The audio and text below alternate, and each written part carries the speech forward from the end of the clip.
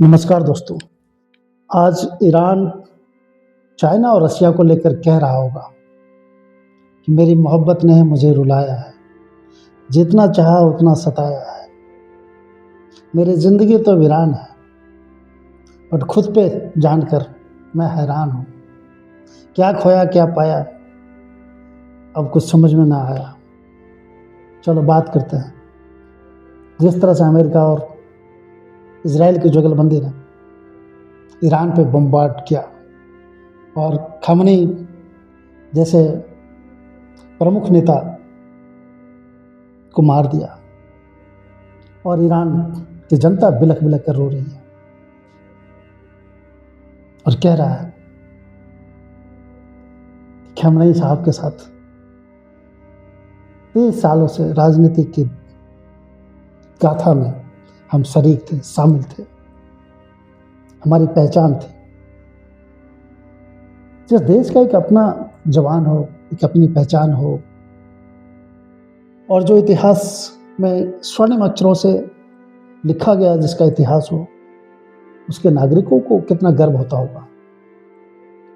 जिस ईरान की आज हम बात कर रहे हैं वो ईरान प्री इस्लामिक्स में लगभग दुनिया के 44% भूभाग पर शासन किया करता था। इस्लाम 7वीं शताब्दी में ईरान की धरती पर आगमन होता है, बट उससे पहले ईरान की सभ्यता, जिसको हम फारस की सभ्यता पढ़ते हैं, जिसके बारे में हम जानते हैं, पारसी लोग, पारसी धर्म, वहीं की पैदाइश है। इस्लामीकरण होने के बाद इस्लाम जिस तरह से इम्पोज किया, जिस तरह से इंटीग्रेट किया, जिस तरह से इन्फ्लुएंस किया, उसका एक इफेक्ट रहा और वो इफेक्ट होता होता एक इस्लाम जो वहाँ पे आया और धीरे धीरे बढ़ता हुआ लगभग 15वीं शताब्दी तक जिस तरह से वहाँ पे सियज्म का जो प्रचलन रहा, एक उसका बहुत बड़ा इफेक्ट रहा। और जो मॉडर्न ईरान की अगर हम बात करें तो 20वीं सेंचुरी में जो मॉडर्न ईरान आया है वो कैसे कैसे हुआ। लगभग घटना अगर 1953 की अगर हम बात करें तो 1953 में जो मोशदिक हुसैन हुआ करते थे, उन्होंने तेल पे जो राष्ट्रीयकरण कर दिया और वहाँ से राष्ट्रीयकरण करने के बाद जो लंदन की जो कंपनियाँ थी, वहाँ पे जो अंग्रेज़ों की कंपनियाँ थी, ब्रिटिश कंपनियाँ थी, जो ऑयल निकालने के काम करता था, और उसके जाने के बाद अमेरिका का दखल हो चुका था, तो इन लोगों को राष्ट्रीयकरण से बड़ा ऐतराज़ हुआ और फिर लगा कि हमारे ऑयल पे, और अच्छा ऑयल का भी ऐसा था कि लगभग 20% उस कंट्री को दिया जाता था, ईरान को, और 80% अमेरिका और लंदन बांट लिया करता था। और जब मोशदिक हुसैन ने इसको राष्ट्रीयकरण किया, जब इन्होंने देखा कि ये तो इसमें हमारी ठगी हो रही है एक तरह से, और वहीं से अमेरिका और ईरान का 36 का आंकड़ा स्टार्ट हो गया। अब वहाँ से बात चलती है और किस तरह से अपदस्थ की जाए मोशदिक हुसैन साहब को, और एक नए मोहम्मद रजा साहब पहलवी का उत्थान होता है। और ये 9 अगस्त की घटना थी अपदस्थ होने का, और 20 अगस्त को सत्ता पे आते हैं और मॉडर्न ईरान इनके शासन में चलता है। और ईरान एक ऐसी सभ्यता को जन्म दे रहा था जहाँ पे पश्चिमी सभ्यता का जैसा बोलबाला हो, लोग वेस्टर्न पढ़ाई कर रहे थे और ज्ञान विज्ञान को पढ़ने के लिए लोग पश्चिम की ओर चले गए थे। फ्रांस से जो बड़े बड़े जो स्कॉलर जो रेवोल्यूशन बाद में किए, वो लोग सारे फ्रांस से पढ़े हुए थे। जिस तरह से मॉडर्न ईरान की बात अगर करेंगे तो जो वहाँ की महिलाएं थी बुर्का प्रथा में नहीं थी, वहाँ के जो स्कॉलर थे वो दुनिया से एसोसिएट कर रहे थे, दुनिया से इन्फ्लुएंस थे, अपने आप को कनेक्ट कर रहे थे, रिकनेक्ट कर रहे थे, और लग ही नहीं रहा था कि वो इस्लाम का बहुत बड़ा बोलबाला वहाँ पे है। तो पश्चिम की सभ्यता, पश्चिम का जो कल्चर है लगभग एडॉप्ट कर चुके थे। और इस तरह से चलना स्टार्ट हुआ कि मोहम्मद रजा साहब पहलवी जो है वो एक तरह से अमेरिका का पिट्ठू हो गए, और पिट्ठू हो गए तो एक अपनी वो मोनार्की को चलाते रहे, और जनता और जो शासन है उसके पीछे गैप धीरे धीरे होता चला गया। और अमेरिका का फिर वही दोहन नीति चला, और अमेरिका लगभग 20% के आसपास में तेल जो है इनको ईरान को दे रहा है और 80% अपने लिए ले रहा है, और इस तरह का दोहन चलता रहा। और वहाँ पे अपनी मिलिट्री और सारी चीज़ों को लेकर अमेरिका ईरान को जो है सारी सुविधाएं दे रहा है। और 50% लगभग जो हथियार हुआ करता था ईरान को सप्लाई कर रहा था उन दिनों। कहा जाता है कि सऊदी अरब और 1-2 कंट्री मिलाकर अमेरिका का लगभग 50% सप्लाई जो है गल्फ में हुआ करता था। राजा साहब पहलवी के वक्त में 50% का लगभग ऐसा ही आयात हो रहा था ईरान में। और इस तरह से देखेंगे कि वहाँ पे जो धर्म गुरु हुआ करते थे, उलेमाए जैसे हो गए, और इस तरह से लोगों का भी बोलबाला कस्बों गलियों में था। और उन लोगों का लगता था कि जो मोहम्मद रज़ा शाह पहलवी का जो शासन है उसमें पूरा जस्टिस नहीं हो रहा था, और लोग मॉडर्न बनते जा रहे थे, बट उनका जो विकास जिस तरह से होना चाहिए था उसके बहुत सारे पैसे अमेरिका में चला जाया करता था। और यह बात जनता तक जाने लगी। तो जो धर्म गुरु होते हैं, जो उलेमाए होते हैं, वो मोबिलाइज करना स्टार्ट कर दिया। और मोबिलाइज करने में जो खुमैनी साहब हुआ करते थे, जो अभी जो खamenei साहब के जो गुरु हुआ करते थे खुमैनी साहब, तो उनको 1962 में एग्जाइल होना पड़ा ईरान से। एग्जाइल होने के लिए कहाँ जाएंगे, तो इराक में गए। और लगभग 67 के आसपास में 1967 के आसपास में इराक और ईरान में फिर एक पैचअप हो गया, दोस्ती हो गए। फिर वहाँ से उनको फिर फ्रांस जाना पड़ा। अब देखिए मॉडर्न इतना हो चुका था ईरान की वीज़ा की ज़रूरत नहीं पड़ रहा था फ्रांस में। तो बिना वीज़ा का खुमैनी साहब फ्रांस में गए, और उनके साथ एक एग्रीमेंट हुआ था फ्रांस और बहुत सारे पश्चिम के देशों के साथ में कि हमारे लोगों का आना जाना रहेगा। इस दबदबा में था ईरान एक समय। जब मॉडर्न ईरान की बात करते हैं तो उस ईरान की बात कर रहे हैं जहाँ पे इनके दबदबा इस एवज में था कि वीज़ा की ज़रूरत नहीं पड़ा फ्रांस में। और खुमैनी साहब 67 में कुवैत से होता हुआ, इराक से होता हुआ वो चले गए फ्रांस, और वहीं से रिवोल्यूशनरी का काम करना स्टार्ट किया। इस बीच क्या हुआ, जनता उस वहापों में तो थी ही, और खुमैनी साहब वहीं से वो रिवोल्यूशन का काम कर रहे थे। उनके कैसेट वगैरह आया करते थे, और किस तरह मोबिलाइज करें जनता को, वो चीज़ें कर रहे थे। और उसी वक्त 1971 में मोहम्मद रज़ा शाह पहलवी ने एक जो 2500 का जो एंशिएंट ईरान का जो गौरव था उसका सेलिब्रेशन करने के लिए दुनिया भर का लोगों का जमावड़ा कराया। और लगभग 71 ओल्ड जैसे फैब्रिकेटेड घर होता है उस तरह से फ्रांस में बनवाया। और फ्रांस की जो बड़ी कंपनियां, दुनिया की बड़ी कंपनियां थी, फ्रांस में जाकर इनका एक बैठक हुआ, और वहाँ से फैब्रिकेटेड 71 बिल्डिंग जो पुराने एंशिएंट टाइम का जो ईरान का था, 2500 वर्ष पूरे होने में इसको सेलिब्रेशन के तौर पे मनाया जाना था, और उसको वहाँ पे तेहरान में लगाया गया। और उसमें दुनिया भर का खर्चा हुआ। दुनिया भर का खर्चा ऐसा हुआ कि गिनीज वर्ल्ड ऑफ रिकॉर्ड में उस खर्चे को दर्ज किया गया कि इस तरह से। और जनता इन सब चीज़ों को देख रही थी।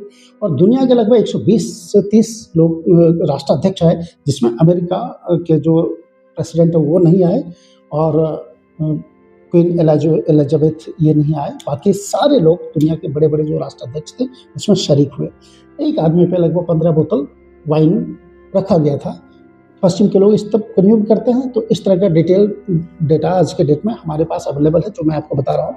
तो यह जो डेटा आया लोगों के सामने, तो ये बड़ा, और जो है ना जैसे होता है ना घी में आग में घी का काम करना, वही क्या 71 में जो ये घटना घटी, जो इन्होंने जो सेलिब्रेशन किया, एंशिएंट जो ईरान की बात करा, और जो पैसे बहाए पानी की तरह, they spend their money almost like water. तो ये जो सिचुएशन हुआ, ये कई बुक्स में, कई जर्नल में, कई पत्रकारिताओं से, उन दिनों तो उस तरह का मीडिया था नहीं, तो कैसेट टाइप का होता था मीडिया, इन सब से लोगों के बीच पहुंचना। और खुमैनी साहब इसको बहुत अच्छे तरीके से डील कर रहे थे और लीड कर रहे थे, और इसको मोबिलाइज करके लोगों को कैसे संदेश दिया जाए, एक बहुत बड़ा करिश्माई नेता के रूप में उभर चुके थे। और उसी वक्त में खुमैनी साहब पे एक और आरोप लगा दिया गया, उनके चरित्र हनन पे भी एक तरह से दाग लगाने की बात की, जो कि वहाँ के आम जनता को ये नागवार गुजरा और जो रिवॉल्यूशन था उसको और जोर दिया गया और जोर देते ही वो और इस तरह से लगने लगा रज़ा शाह पहलवी को, अब लगने लगा कि अब यहाँ पे रहना मुश्किल है। लिहाजा उन्होंने अपना बोरिया बिस्तर बांधा और जितने भी धन संपत्ति जो भी ले सकते थे लेकर वहाँ से भाग निकले। अब वहाँ पे खुमैनी साहब का फिर फ्रांस से चार्टर आता है, एक विशेष चार्टर, और वो वहाँ पे आते हैं। फिर वो अपने सूझबूझ का परिचय देते हैं और किस तरह से ईरान को फिर से एक आज के जो ईरान है, जो मॉडर्न के बाद जो फिर जो दकियानुसी जो धर्म होता है, अक्सर किसी भी धर्म देखें दकियानुसी चीज़ों को अगर छोड़ देंगे तो धर्म का जो विघटन होना स्टार्ट हो जाता है। तो धर्म को बनाए रखने के लिए बुर्का प्रथा और तमाम इन सब प्रथाओं को धीरे धीरे लाना स्टार्ट किया और उसको अध्यात्म से जोड़ा, उसको शासन व्यवस्था से जोड़ा और फिर चलाना स्टार्ट किया। तो खुमैनी साहब फिर उसमें जो मॉडर्न जो बन चुका था ईरान उसको थोड़ा सा कम किया और महिलाओं के लिए जो हो सकता है, हालांकि उसमें आप देखेंगे कि जो इस्लाम धर्म है उसमें महिलाओं को तो छूट नहीं देता है। तो उस तरह से उनकी जो पहले पर्दे प्रथा में नहीं था, पर्दे प्रथा में वापस आना स्टार्ट हुआ और धीरे धीरे अमेरिका को उन्होंने बड़ा दुश्मन के रूप में माना और इजराइल को छोटे दुश्मन के रूप में माना और वहाँ से चलना स्टार्ट हुआ। और फ़लस्तीन से लेकर वो सारी चीज़ें आप लोग जानते हैं, फ़लस्तीन में किस तरह से उन्होंने देखा, पैलेस्टाइन लोगों के पक्ष में किस तरह से ईरान अपने दबदबा बनाए रखा और वो जो पूरा अरब वर्ल्ड है उस अरब वर्ल्ड में एक अपनी दादागिरी के रूप में ईरान कैसे इस्टेब्लिश करे, एक बड़े बड़े स्ट्रक्चर के रूप में कैसे दिखे, इस बात की पूरी जो है जहन में इन्होंने रखते हुए काम को किया और कई इन्होंने अपने जो है लेयर बनाया अपने शासन में और राष्ट्र का जो प्रमुख है वो खुमैनी साहब बन गए और वहाँ से होता हुआ वो चीज़ें निकलता है। आज जो खामनेई साहब हैं उन्हीं का चेला है, एक तरह से उन्हीं का एक फॉलोवर था जिनको बनाया गया था और फिर इन्होंने भी डटकर मुकाबला किया। जिस वक्त में इराक पे दादागिरी अमेरिका किया, एक वक्त था इराक के सपोर्ट में अमेरिका हुआ करता था, एक वक्त में गद्दाफी के सपोर्ट में अमेरिका हुआ करता था, एक वक्त में यूरोपियन जो जितने भी गल्फ कंट्री है जिससे भी आज के डेट में दगाबाजी की बात होती है अमेरिका का, सबके सपोर्ट में पहले अमेरिका रहा और रज़ा शाह पहलवी के साथ तक वो सपोर्ट में रहे, लेकिन उसके बाद वो 36 का आंकड़ा बनाए रखे। और ये तो राष्ट्रपति एक ऐसे ट्रंप ऐसे राष्ट्रपति है जो वाहियात किस्म के राष्ट्रपति हैं, जो अपने ही राष्ट्रपति के द्वारा कई चीज़ें जो पारित की गई है, जो सब चीज़ें जैसे बाराक ओबामा साहब ने जिस पे साइन किया हुआ था, इजराइल का एक साइन किया हुआ था जिसमें कि ईरान से उनकी बातचीत भी चल रही थी और कई चीज़ों पे जहाँ पे इजराइल को रोका गया था, उन सब चीज़ों को इन्होंने खारिज कर दिया। और इन सब चीज़ों को खारिज क्यों किया गया, इसके पीछे भी बहुत सारा राज है कि इनको जिताने में किस तरह से यहूदियों का बहुत बड़ा बढ़ चढ़ के हिस्सा लेने वाली बात हुई थी अमेरिका में, तो उसका भी कर्ज चुकाना होता है। तो बहुत सारी चीज़ें था और उन सब चीज़ों का सम्मिश्रण होकर डोनाल्ड ट्रंप को डिसीजन लेना पड़ रहा है और अगला पगला आदमी जैसा कैसे बिहेव कर सकता है वैसा ही लगभग करते नज़र आ रहा है। निक्सन, लोग कहते हैं कि डोनाल्ड ट्रंप से भी ज़्यादा खराब निक्सन हुआ करता था, बट कमो बेश दोनों का लगभग कैरेक्टर एक जैसा ही है और दुनिया उसको भुगत रही है।